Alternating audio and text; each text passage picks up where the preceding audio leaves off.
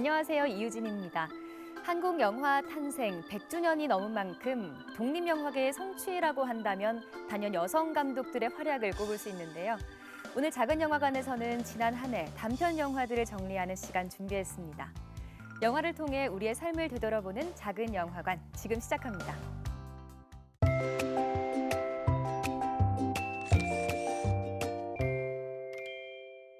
네, 오늘 작은 영화관에서는 2019년 단편 영화 결산으로 해보겠습니다. 자, 오늘 함께할 분들 소개해드리겠는데요. 다양한 문화 공간에서 독립영화를 알리고 계시는 두 분 모셨습니다. 독립영화 배급사 센트럴파크의 홍성윤 대표님 모셨습니다. 반갑습니다. 안녕하세요. 네, 그리고 필름 다빈의 백다빈 대표님 모셨습니다. 네. 반갑습니다. 안녕하세요. 네, 또 선호빈 감독님도 반갑습니다. 네, 반갑습니다. 네. 자, 오늘 배급사 대표님들을 모셨는데요. 사실 배급사라고 하면 저는 영화 끝나고 자막에서 올라올 때 그때 본 게 사실 다거든요. 네. 어떤 역할을 하시는지 설명 좀 해주세요. 보통 관객분들이 영화를 만드는 창작자분들, 감독님들 이런 분들도 잘 알고 영화 보러 가는 영화관도 잘 아시잖아요. 네. 근데 그 영화가 어떻게 영화관까지 가는지의 과정을 잘 모르고 계세요. 그래서 그 창작자들과 영화를 틀 수 있는 그 공간을 연결해 주는 게 저희 배급사가 하는 일이라고 생각하시면 편할 것 같습니다. 감독 입장에서는 자기 영화를 이제 극장에 열심히 갖다 주시는, 극장을 뚫고 막 이런 일을 해주시는 분이죠. 그럼 감독의 입장에서는 내 영화를 골라주시면 너무 고마운 분들. 그렇죠. 그리고 배급사를 잘 만나야 돼요. 그 막 홍보도 해주고, 그러니까 여러 네. 가지로 이제 계속 파트너가 되기 때문에. 또 저희 입장에서도 네. 감독님들이 저희를 선택해 주시면 또 감사하죠. 네. 그러면 영화 선정하실 때 또 기준이 좀 엄격하실 것 같은데 특별한 기준이 있을까요? 그게 기본적으로 영화적 취향이 반영될 수밖에 없고요. 네. 그래서 이 영화를 볼 때 기본적으로 내가 직감적으로 좋은 영화고 이 감독 혹은 이 작가를 좀 지지하고 싶다라고 할 때도 있고요. 어쨌든 비즈니스 일이기 때문에 이 영화가 영화제에서 좀 선택을 받을 수 있을 것 같고 어쨌든 수익 모델이 좀 나올 것 같다라는 판단이 들면 하기도 합니다.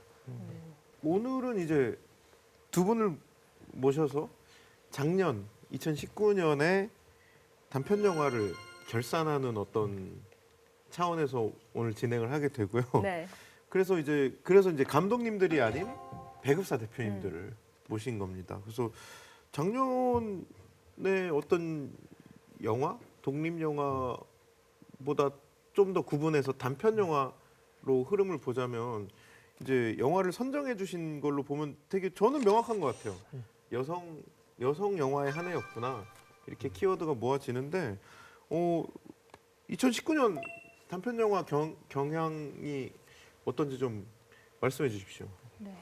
저희가 생각한 경향이 없는 게 경향이었어요. 그러니까 경향이 없는 게 네, 오히려 경향이 없는 게 경향이었어요. 경향. 왜냐면은 이전에는 아까 말씀하신 것처럼 여성 영화가 되게 핫하고 되게 폭발적으로 많이 나오는 해도 있었고 또 아니면 되게 약간 계급 갈등에 대한 얘기를 쭉 한다던가 아니면 장르 영화가 화제라던가 이런 어떤 경향이 보였다면은 올해 같은 경우에는 오히려 그런 어떤 특정 영화로 쏠리기보다는 되게 다양한 영화들이 나오고 다양한 이야기, 다양한 주제, 그리고 다양한 캐릭터들이 나오는 이야기들이 되게 각자의 관객들을 알아서 찾아갔던 그런 되게 약간 다원화됐다고 그러죠. 약간 그런 한 해였던 것 같아요.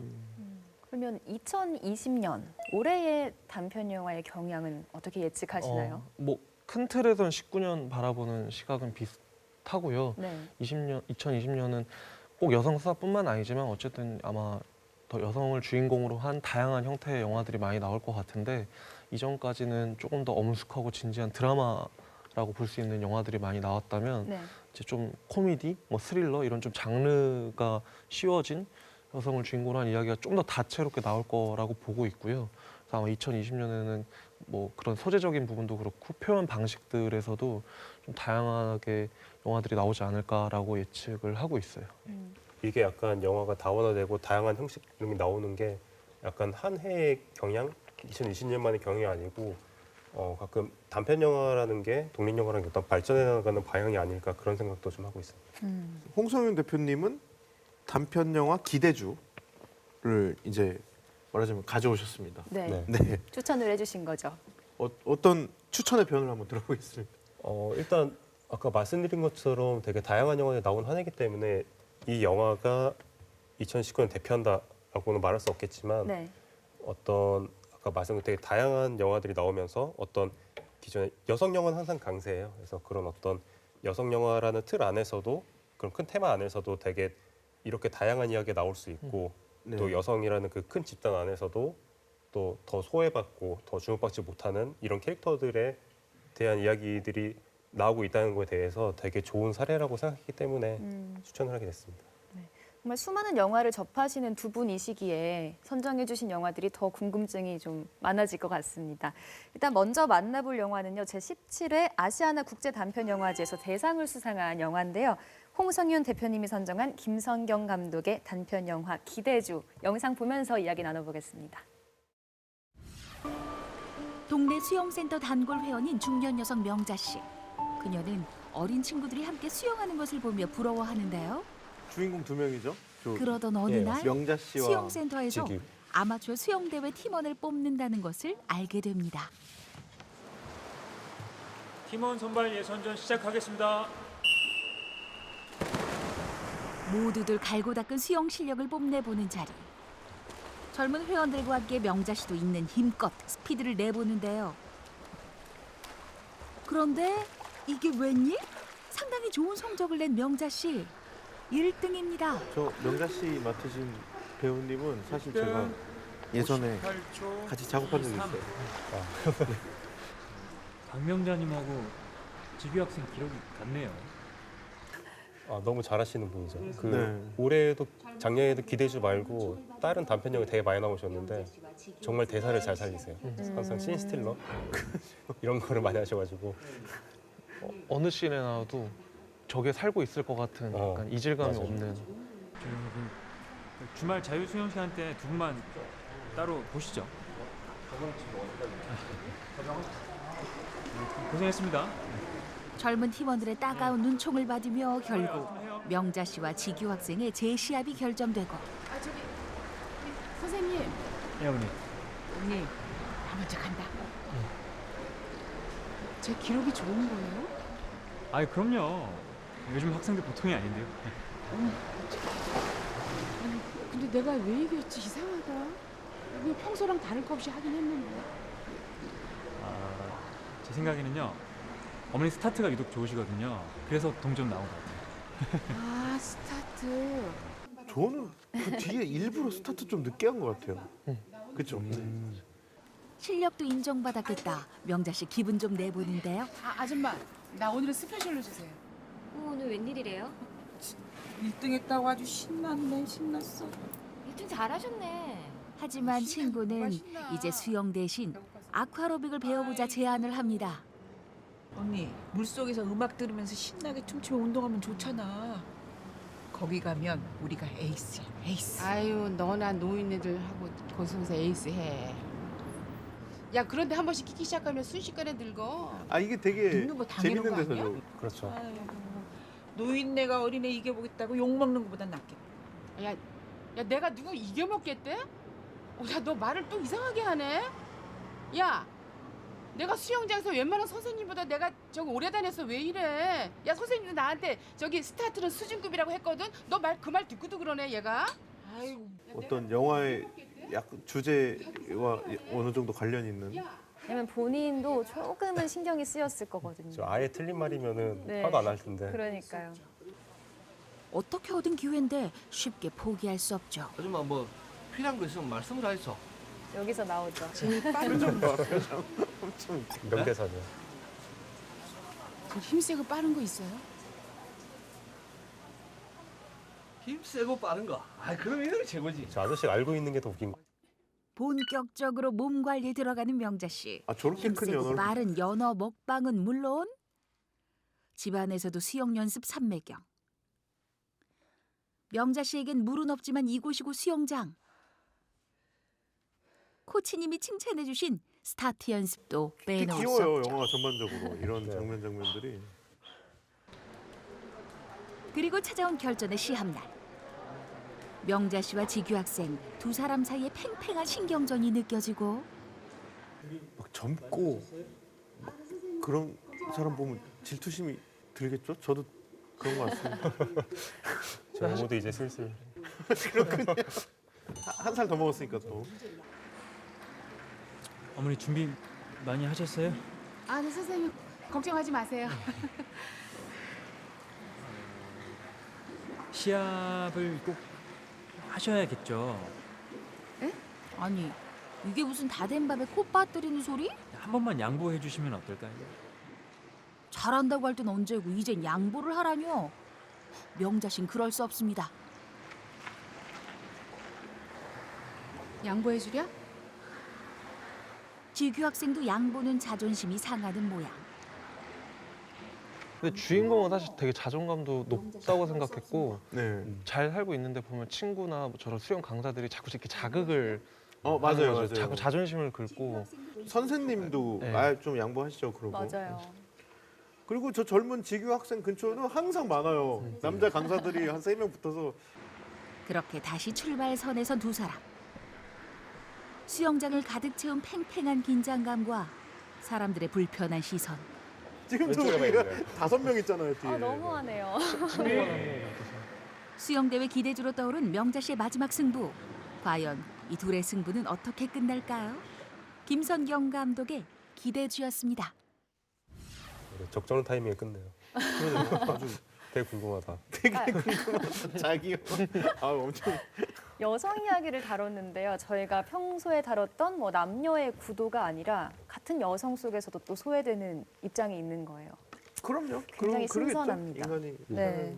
전반적으로 이제 여성이 등장하거나 감독을 하거나 여성에 대한 이야기는 필연적으로 굉장히 이제 많아지는 추세고 이거는 1, 2년 얘기는 아닐 것 같고 대신에 이제 그 말씀하신 대신에 여성을 이야기를 하되 그 화법이나 뭐 바라보는 시선이나 이런 게 굉장히 섬세해지고 있다.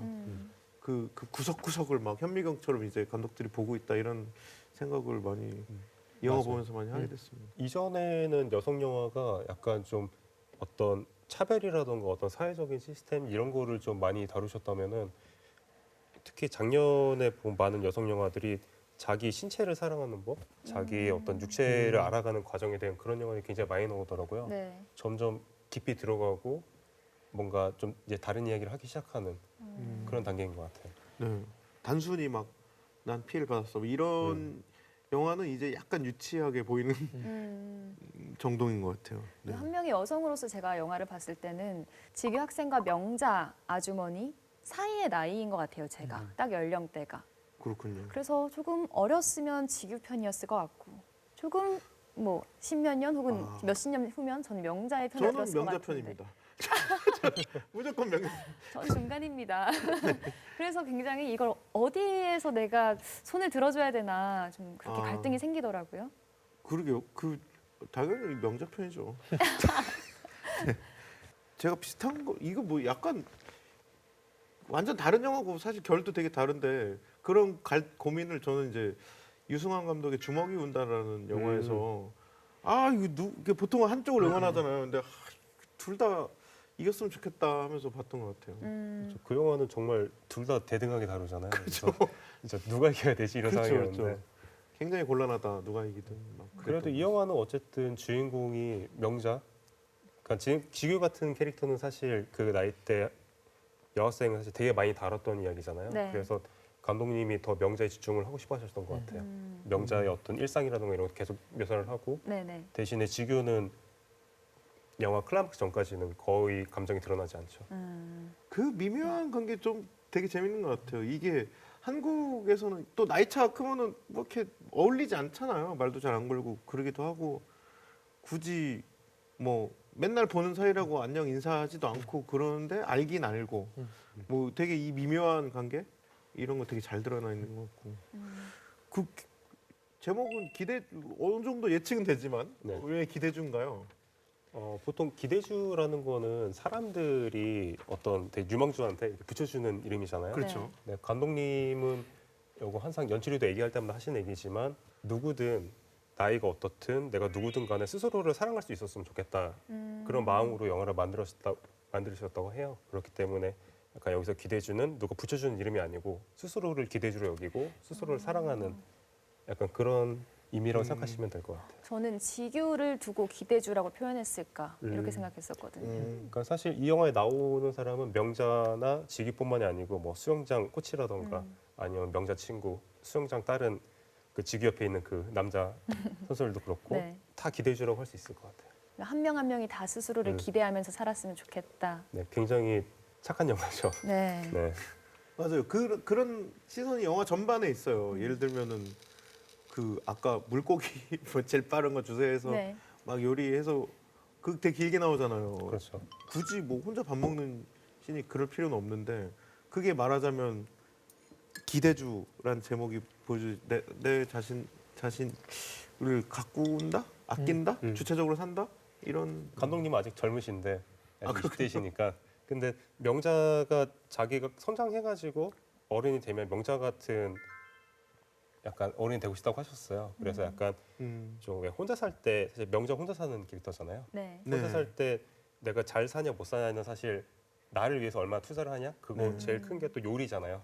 그래서 그렇죠. 명자가 혼자서 밥을 먹을 때 그냥 우리 독립영화 단편영화 이런 거 보면은 되게 깨작깨작 먹고 되게 못 사는 것처럼 보일 때 많잖아요. 그런 게 싫은 혼자 것 같아요. 먹으면 궁상 맞죠. 궁상 맞잖아요. 그렇기 때문에 혼자 먹지만 되게 의리의리하게 요리를 하고 네. 되게 상당히 부러지게 정말 연어, 통, 구이 맞아요. 이런 거 빼놓고 그런 거를 사실 영화에서 되게 약간 생뚱맞을 수 있는 장면이라서 아 맞아요. 어, 이거 뭐 좀 당황했어요 사실. 그래서 약간 당황하시는 분도 있고 촬영할 때도 반대하는 스태프도 많았는데 되게 강하게 밀고 나가셨다고 하시더라고요. 지금 봐서는 되게 잘한 선택이신 것 같습니다. 저는 그 부분에서 이게 되게 독하다는 반응이 나올까 좀 조마조마했던 것 같아요. 와, 저기 생선 가게 가서도 저런 물고기를 찾나? 얼마나 마음에 담아뒀으면 이런 시선으로는 안 보셨나요? 그게 이제 그런 게 있죠. 나이 먹은 사람이 그러면 되게 주책이다 막 이런 그런 거 말씀하시는 거죠. 예를 그렇죠. 들면 예. 걔 이기겠다고 막. 여성인 것도 있고 저희가 좀 더 나이를 먹어가면 왜 양보를 하라고 많이 그러잖아요. 네네. 너 나이도 먹었는데 뭐, 젊은이한테 양보해야지. 뭐 명절 때 조커들 오면은 네 물건 조커들 줘 이러고 그렇죠. 사실 나이 먹어도 저희는 계속 스스로를 사랑해야 되잖아요. 그렇죠. 그리고 하고 싶은 게 많죠. 나이 먹어도. 그래서 나이 먹는다고 하고 싶은 게 줄어드는 건 아닌데. 이게 이거 남녀의 문제라기보다 어느 특정 기간, 뭐 특정 시츄에이션, 특정 나이가 되면 뭔가 하면 밉상인 그런 세대에 대한 행동들 있잖아요. 못 하잖아요. 그럼 우리 슬프네요. 네, 그런 내용이 담겨 있는 것 같네요. 확실히. 근데 그 영화가 전반적으로 저는 뭐 저렇게까지 할까라고 느껴지지는 않고 야 저분 되게 씩씩하다. 뭐 궁상 맞을 수 있는 상황에서도 빠른 거 주세요 해서 자기를 위해서 이렇게 어떤 그게 뭐 대사로 나오고 이러진 않지만 막 느껴지잖아요. 표정이나 이런 연기에서. 네네. 그런 것들이 그냥 기분이 좀 좋게 만든달까 그런 게 있었어요. 제가 작업을 그분이랑 해봐서 아는데 그 배우가 그런 에너지가 있는 것 같아요. 그 배우 김자영 배우님 자체가 그런 강인하고. 막 너무 잘난 캐릭터는 아니지만 그대로의 내 삶을 내가 씩씩하게 살겠어 뭐 이런 에너지가 되게 있으신 배우님이 분입니다. 캐스팅을 하실 때 원래 감독님은 좀 더 나이 있는 정말 할머니를 캐스팅하고 싶어가지고 사실 자영 배우님 소개 받았을 때 좀 되게 반신반의했는데 자영 배우님이 사실 수영을 전혀 못하세요. 근데 감독님 만난 자리에서 만약 나를 믿고 이거 캐스팅 해주면은 내가 수영을 배워오겠다라고 얘기하셔가지고 감동받으셔가지고 바로. 맞아요. 그리고 되게 의지하게 돼요. 맞아요. 그분한테 현장에서 그랬던 기억이 있어요. 역시나 강인한 모습이었어요. 네. 힘세고 빠른. 배워오셨군요. 그래서. 네. 근데 이 영화가 되게 다양한 갈등을 담고 있는데 한편으로는 되게 조용하게 흘러가는 듯한 느낌도 들었거든요. 맞습니다. 조용한 뭐 탈의실에서 2명이 나온 장면이라든가. 대사 많지 않고. 네. 특별한 이유가 있다고 들으셨나요? 감독님한테 듣기로는 사실 그 탈의실 장면에서 명자와 지규가 처음으로 둘이 같이 있어요. 네. 그전 장면에서 항상 뭐 수영장 사람들이라던가 친구라던가 같이 있거든요. 그런 상황에서 뭔가 마지막 경기를 하기 전에 둘이 같이 있는 순간을 보여주고 싶었다고 하셨어요. 네네. 특히나 탈의실은 둘 사이가 정말 아무것도 없이 가까울 수 있는 공간이잖아요.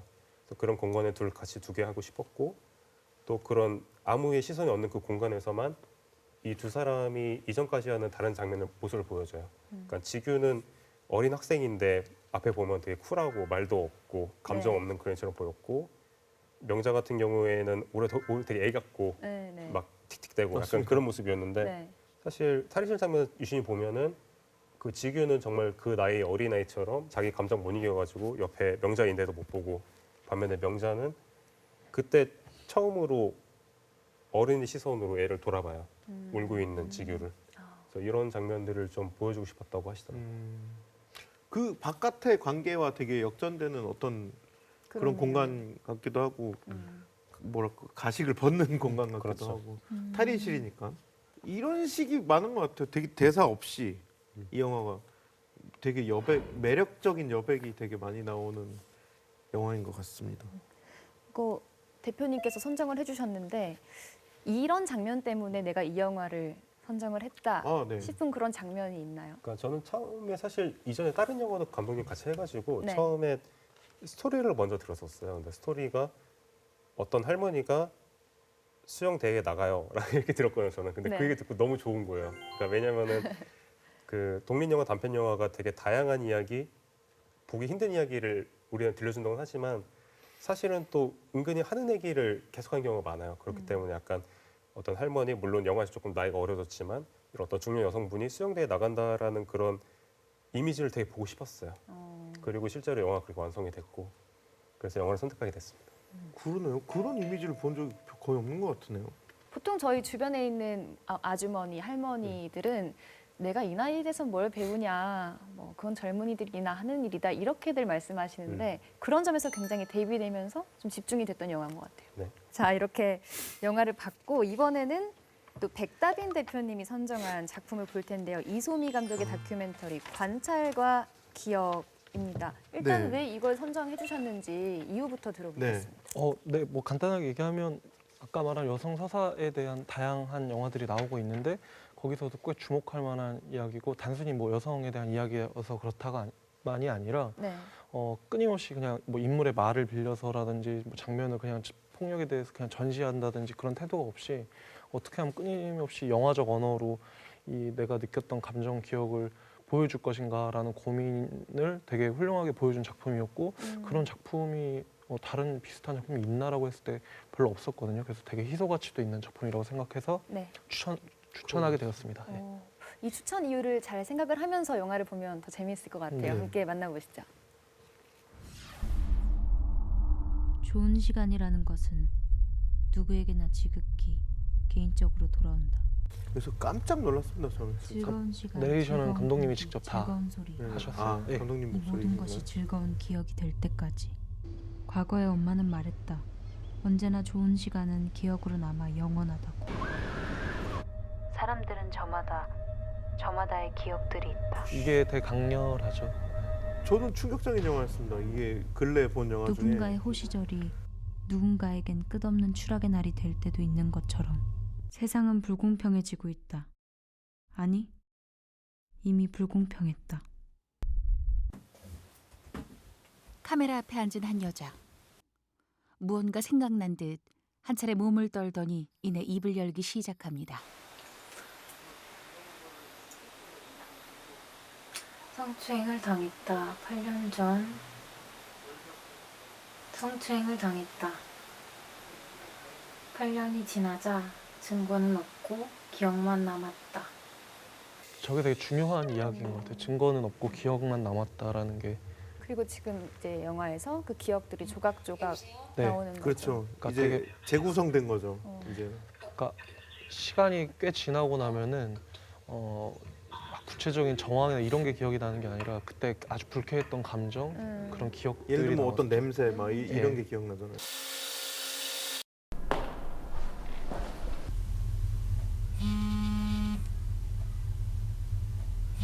여보세요? 네, 여보세요? 선생님, 저예요. 어?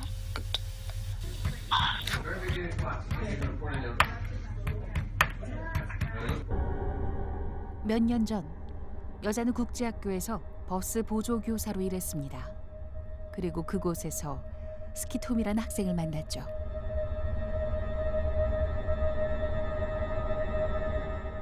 여기서는 탱탱볼의 역할이 또 컸던 것 같아요. 네.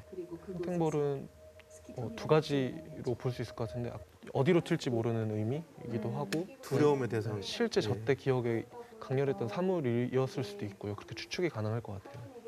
그 아이는 매번 탱탱볼을 튀기고 다녔는데 그렇다고 해서 그게 타인에게 피해가 가는, 그러니까 직접적으로 피해가 가는 행동은 아니었기 때문에 제지는 하지 않았고 그걸 매번 바라봤는데 그걸 튕기는 사람은 굉장히 여자는 재밌으나 그 불확실한 그걸 보는 긴장감이 사람은 그게 어디로 내내 튈지 불편하고 몰라서 굉장히 불안했습니다. 불안한 감정을 느꼈는데 내가 시케 토미한테 갖는 감정이 딱 그거였던 것 같아. 그렇게 불안한 거.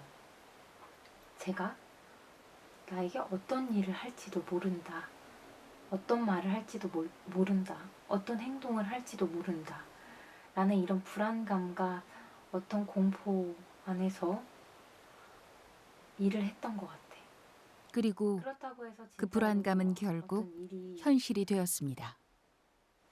확실한 사건? 생겼지. 원치 않았던 사건을 겪은 후 여자는 피해자가 됐습니다. 사실 내용 자체는 막 그렇게 센 내용은 아니에요. 그때 막 저한테 막 뭐라 그러냐 차단 했잖아요. 선생님 기억해요? 선생님 저 막 졸으면서 막 쉬는 척 소리 질렀잖아요. 맞죠? 이거를 이 기억을 이렇게 우리한테 전달해주는 방식들이 굉장히 보시다시피 편집에 대한 부분, 사운드에 대한 부분이 절대 보편적인 형태를 띄우는 것이 하나도 없거든요. 네네. 그런 것들이 계속 주는 자극하고 충격적인 부분으로 느껴지는, 사실 장면 자체가 그렇게 잔혹하거나 이런 게 전혀 없는데도 그렇게 느껴지도록 연출을 하신 것 같아요.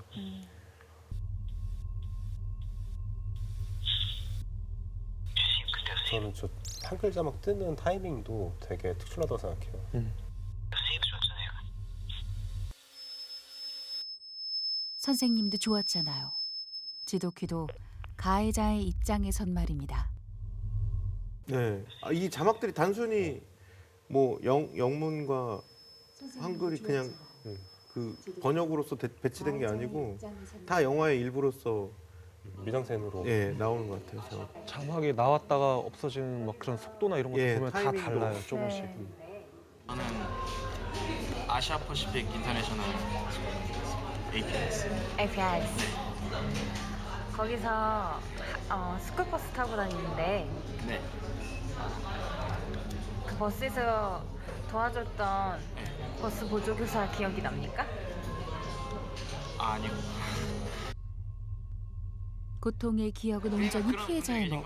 기억이 나는데. 가해자에겐 그저 지나가는 일로 남습니다. 그렇죠. 기억이 없다고 하는데 또 같은 여성의 시간의 입장에서는 조각조각 나 누군가에겐 있잖아요. 그저 추억으로, 누군가에겐 평생의 악몽으로 남아있음을. 파편처럼 흩어진 기억을 더듬어가는 영화 관찰과 기억입니다. 함께 사진이나 영상이나 이 조각난 것들을 같이 끼워 맞추는 느낌의 추리소설, 추리영화 이런 느낌도 들어요. 많은 형식이 혼재되어 있죠. 그러니까 재현하는 방식은 어쨌든 극영화의 방식이고 네. 다큐적인 방식도 있고 뭐 사진을 활용하기도 하고, 그러니까 감독님이 그런 의도 자체가 아까 말한 파편화되어 있고 기억이라는 게 이렇게 딱 정리되어 있지 않잖아요. 그러니까 형식 자체도 그렇게 다양한 형식을 섞은 게 본인이 느꼈던 감정을 그대로 표현했던 방식이 아닐까. 그래서 그게 되게 탁월하다고 생각이 들었어요. 네. 설명을 부탁드리면 감독님이 이거를 뭐 어떤 계기로 이렇게 만들게 되시고 그랬나요? 영화의 이제 앞뒤에 실제로 감독님이 등장해서 본인이 실제로 이제 성추행을 당했던 기억이 있고 시간이 지나고 보니 거기에 내레이션으로 말했던 것처럼 분명히 안 좋았던 기억이나 이런 것은 분명히 있는데 정확한 정황이나 이런 것들이 조금씩 희미해져 가고, 그래서 나는 이 기억들에 대해서 어떻게 바라봐야 하는가라고 고민을 했고, 그래서 영화를 만들지 않았을까라고 저는 생각을 하고 있어요. 대표님은 어떻게 보셨어요? 저는 일단 되게 용기 있는 영화라는 생각했어요. 그래서 감독님들이 사실 자기 얘기할 때 제일 큰 용기가 필요하잖아요. 근데 네. 이 영화는 그 용기도 용기지만 또 이거를 그냥 고백하는데 끝내지 않고 또 이걸 어떤 완벽한 형식을 가진 어떤 하나의 작품으로 또 가공을 또 하시잖아요. 그런 거 있어서 저는 만들 때도 용기를 되게 있으셨고 그리고 틀어질 때마다 되게 많은 용기가 필요한 그런 작품이라는 생각을 해요. 저는 개인적으로 굉장히 충격적이었던 게 네. 이게 남성이니까 많이 못 느끼는 어떤 공포감 네. 이런 걸 다룬 건데 성추행 사실 자체보다는 그 감각을 되게 일깨워주려고 하는 것 같아요 감독님. 근데 보면서 이런 공포를 느끼는구나, 이런 종류의 그 감각, 네. 그 감독님을 비롯해서 여성들 혹은 어디에서 뭐 소외돼 있으면 다 느낄 수 있는 감각들을 느끼게 해준 게 굉장히 강렬했어요. 저는 이게 한국에서 남성들은 잘 느낄 일 많진 않아요. 어디 소외된데 굳이 가지 않는 이상 이게 되게 영화만이 줄 수 있는 어떤 간접적인 경험. 네, 체험 같아요. 네. 예를 들어 문학이나 뭐 그림이나 음악, 뭐 다른 장르에서 못 주는 어떤 종류의 체험을 주는 것 같습니다. 오늘 저희가 살펴봤던 두 가지가 다 여성에 대한 이야기로 묶여 있긴 해요. 그런데 다른 갈등, 다른 색깔을 가진 영화들인데 대표님께서 두 작품을 비교해 보신다면 어떻게 해주시겠어요? 저는 사실 이 두 영화가 같이 뜬다 했을 때 되게 놀랐었는데 네. 같이 보고 나니까 그러니까 이게 어떻게 보면 단편 영화, 독립 영화의 어떤 장점이라는 생각을 해요. 왜냐하면은 이게 똑같이 여성을 다루고 있지만 엄청나게 극과 극으로 다른 영화잖아요. 네. 저희 앞에 되게 즐겁게 얘기하다가 지금 분위기도 좀 숙연해졌고. 그러네요. 근데 이 영화가 어쨌든 둘 다 단편 영화 쪽에서 만들어지고 그리고 두 작품 다 똑같이 영화제에서 관객들의 사랑을 받은 그런 영화란 말이에요. 그렇기 때문에 어떤 이런 같은 테마로 완전히 극단적인 두 영화가 만들어지고 둘 다 사랑을 받을 수 있다는 네. 게 어떤 단편 영화의 장점, 단편 영화의 모습이 아닐까 그런 생각합니다. 대표님 말씀도 들어보고 싶어요. 네. 비교를 하자면 근데 그래서 이게 자꾸 여성 서사다 이렇게만 접근하는 게 아니라 네. 사실 왜 이 이야기를 영화로 만들어야 하는가의 고민이 워낙 다른 영화라고 생각을 했어요. 그래서 좀 이런 저는 개인적으로는 어떤 이야기를 무슨 이야기를 할 것인가도 중요한데 어떻게 표현할 것인가, 어떻게 왜 이게 영화로 만들어져야 되는가라는 고민이 되게 다양해야 된다고 생각하거든요. 그런 의미에서 이 두 영화가 되게 다양한 부분을 좀 극과 극으로 보여준 게 아닐까라고 생각하면서. 근데 이 영화에서 마냥 여성과 남성의 갈등이 아닌 것도 있는 것 같아요. 뭐 영어를 쓰는 학생, 외국어 학교에 그렇죠. 좀 이 선생님 입장에서는 잘 사는 학생, 자기보다 갑의 위치, 이런 또 계급의 갈등이 느껴지기도 했던 것 같고요. 그 아까 초반에 되게 충격적이라고 말씀하신 누군가 행복하게 해변가에 놀고 있는데 누군 떨어지는 장면이라든지 뭐 버스 안에서 뭐 국제 학교에 다니는 흔히 말하는 잘 사는 네. 아이들이 있고 감독님은 그 당시에 그냥 보조 교사, 약간 아르바이트 개념으로 했던. 네. 사실은 뭐 제자가 스승을 성추행했다 이렇게 생각하니까 갑을 관계가 이렇게 하면 헷갈리시겠지만 명백하게 그 상황에서는 더 약자의 위치에 있었어요. 그러니까 감독님은 기억에 대해서 막 곱씹으면서 단순히 그냥 그때 괴로웠던, 힘겨웠던 감정뿐만 아니라 생각을 해보니 이것이 계급에 대한 이야기일 수도 있지 않을까. 같은 공간에 분명하게 계급이 나뉘어져 있고 누군가는 피해자, 누군가는 가해자, 그런 부분에서 이야기를 하고 싶었던 거라고 생각을 하고 좀 이야기를 들었어요. 네. 그리고 이 학교가 그냥 학교가 아니고 국제학교, 왜 외국인들 많이 다니는 그런 국제학교고, 그 학교 이름이 이제 원래 이 작품 전에는 제목이 그거였대요. APIS 관찰가 기업. 네. 그러니까 이 학교 이름이에요. APIS가. 그래서 이게 굉장히 특수한, 그 말하자면 잘 사는 애들이 다니는 학교이기 때문에 이런 계급성, 영어 쓰고 막 이런 계급성이 되게 드러나는 영화죠. 네.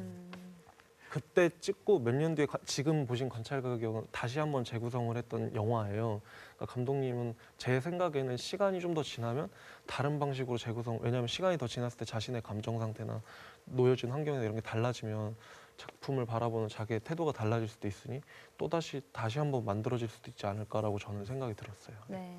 말하자면 그 전에 만들었던 이제 영화가 APIS 관찰가 기억이고 어떤 다른 버전이 이번에 나온 게 관찰가 기억이고 뭐 이렇게 리뉴얼 된다고 보면 될까요? 네네. 그러니까 그만큼 그때 있었던 안 좋았던 감정, 기억이라는 건 갑자기 어느 순간 사라지는 것은 아니니까요. 그래서 그것을 마주하고자 하는 창작자의 태도라는 것으로 저는 이해했어요. 그러니까 배급사 대표님들이잖아요. 그럼 예를 들어 이런 작품을 발견을 하시면 야, 이거 배급을 해야겠다. 뭐 약간 보물 찾았다 막 이런 기분 드나요? 그렇죠. 쾌재를 외치죠. 빨리 알리고 싶다. 다른 배급사들도 알면 경쟁해야 모르지. 되니까 나만 알면 빨리 해야지 막 이렇게 솔직히 그렇게도 되죠. 다른 배급사가 그런 영화 틀고 있는 거 보면은 되게 분하죠. 서로 아프고. 놓쳤어. 그러니까 연예인을 발굴하는 기획사 같은 느낌도 들어요. 그렇죠. 그런 말 하시는 감독님도 있어요. 그렇죠. 아니 이게 저는 궁금한 게 이제 단편 영화를 극장에서 보기 쉽지 않잖아요. 이제 우리 그렇죠. 일반 관객들이. 그러면은 예를 들면은 기대주는 어떤 방식으로 배급이 이제 진행이 돼요? 기대주는 일단 작년 한 해 동안 영화제를 계속 돌았고요. 아마 올해도 영화제를 일단 아직 안 돈 데가 있어서 아직은 영화제 하는 단계고. 아직도 영화제를 돌 거고 그러면서 어떤 상영회라던가 뭐 필름다빈에서도 무슨 상영 공간 이런 게 있기 때문에 그런 또 같을 수도 있고 아니면 또 더 시간이 지나면은 사람들이 보고 싶은 분들이 쉽게 찾아볼 수 있게 뭐 온라인 플랫폼이라던가 어떤 방송이라던가 되게 다양한 방법으로 생각을 하고 있습니다. 비슷한가요? 아니면 좀 네, 다른? 거의 비슷하고요. 뭐 그러니까 영화제에서 보고 요즘은 이렇게 공동체 상영이나 직접 기획 상영을 주도하시는 단체들이 많아졌어요. 그래서 그쪽에서 저희 쪽으로 연락해 주시면 그래서 꽤 오랜 시간 계속 상영이 지속된 영화들이 있죠. 네. 그 제일 궁금해하실 게 이런 것 같아요. 시청자들이 아니 저 영화 재밌겠네. 어떻게 보지? 막 이러실 것 같아서 그러면 현재는 아직 영화제를 예를 들면 기대주는 아직 순회 중인 거고 나중에 그런 신청을 하거나 혹은 온라인으로 이제 풀릴 계획이다. 그리고 비슷하군요. 네. 아마 필름 다빈도 주작품도 저희 약간 SNS에 지속적으로 어디 영화제 튼다, 어디 상영회 튼다 이렇게 계속 공지를 하고 있기 때문에 아마 유심히 보시다 보면은 또 기회를 잡으실 수 있을 것 같습니다. 많은 시청자들에게 이런 영화가 전해지기에는 배급사의 또 노력이 많이 필요할 텐데 올해는 어떤 계획을 또 세우고 계신지도 궁금합니다. 저희 같은 경우에는 올해가 이제 회사 설립한 지 10주년이에요. 그래가지고 저희가 어디 영화제들하고 기획전을 한다던가 아니면 저희 단독 기획전을 한다던가 또 같이 작업해왔던 감독님들과 어떤 콜라보를 한다던가 이런저런 계획을 세우고 있고요. 그리고 제가 10년 동안 해와서 좀 버틴 게 좀 뿌듯한 것도 있는데 반면에 여전히 10년을 해왔지만 여전히 되게 많은 관객분들한테는 단편 영화가 너무 어렵거나 아니면 멀게 낯설게 느껴지세요. 그래서 약간 그거를 어떻게 좀 개선할 수 있을지 그거를 좀 다시 점검해보는 그런 한 해가 될 것 같습니다. 백 대표님은요? 저는 그 최근에 단편 영화 배급하는 거를 기존의 단편들을 묶어서 옴니버스로 장편 개봉을 한번 해봤었어요. 그래서 그런 식으로 시도도 하고 있고 자체적으로 뭐 필름다인 프로젝트라는 이런 걸 기획전을 통해서 단편 영화 상영 기회를 좀 만들고 있고요. 그냥 계속 그렇게 하는 수밖에 없다. 구체적인 계획이랄 게 없고 그냥 좋은 작품 만난다. 근데 그런 상황인데 항상 개인적인 신념은 제가 무슨 막 창작자처럼 되게 막 아트가 어쩌고 막 이렇게 하는 것보다 저는 어쨌든 비즈니스한 입장이니까 항상 일단 단편 영화가 뭘 봐야 이게 재밌냐 없냐를 알 거 아니에요. 근데 일단 앉아서 떠 먹여야 된다 강제로라도 약간 이런 마인드거든요. 떠 먹여야 이게 맛있는지 안 맛있는지를 안다. 그걸 배급이 해야 된다라는 입장을 가지고 있어요. 그러고 나면 맛있네 이러거든요. 이런 맞는 것 같아요. 근데 아예 안 먹어보고 야 재미없다더라 재미없다 이렇게 되는 게 너무 안타까운 거죠. 실제로 보지 않았는데. 그래서 이런 방송에서 단편 영화를 한 번이라도 소개해 주는 게 사실 되게 많은 도움이 돼요. 왜냐면 사람들은 단편 영화가 있는지도 사실 잘 모르시는 게 많아서. 맞아요. 그냥 장편 독립 영화랑 또 다릅니다. 단편은. 그 대표적인 사례가 저거든요. 맞습니다. 일 때문에 영화 많이 보셨죠? 저는 이 프로그램 때문에 봤는데 뭐야 재밌네. 그냥 보기에 괜찮네. 내가 싫어했던 멀리했던 그게 아니었네. 이런 생각 굉장히 많이 했는데 저 같은 사람이 많아지도록 좀 열심히 노력해 주십시오. 저희가 부탁드려야 되는 거 아니에요? 10년 하셨다고 그랬으니까 몇 년 하셨습니까? 대표님? 저는 5년 차입니다. 아 그렇군요. 네, 한참 후배입니다. 한참 후배네요. 네, 이렇게 좋은 영화를 또 널리 알려주는 노력이 있듯이 또 저희 시청자들은 또 많이 애정 갖고 관심을 가져야 되지 않을까 이게 저번 주도 그렇지만 굉장히 중요한 일을 하고 있네요. 저희가. 저희가 더 성심성의껏 영화를 또 소개를 해드리도록 하죠. 앞으로도. 알겠습니다. 네, 오늘 작은 영화관은 여기서 마치겠습니다. 고맙습니다. 감사합니다.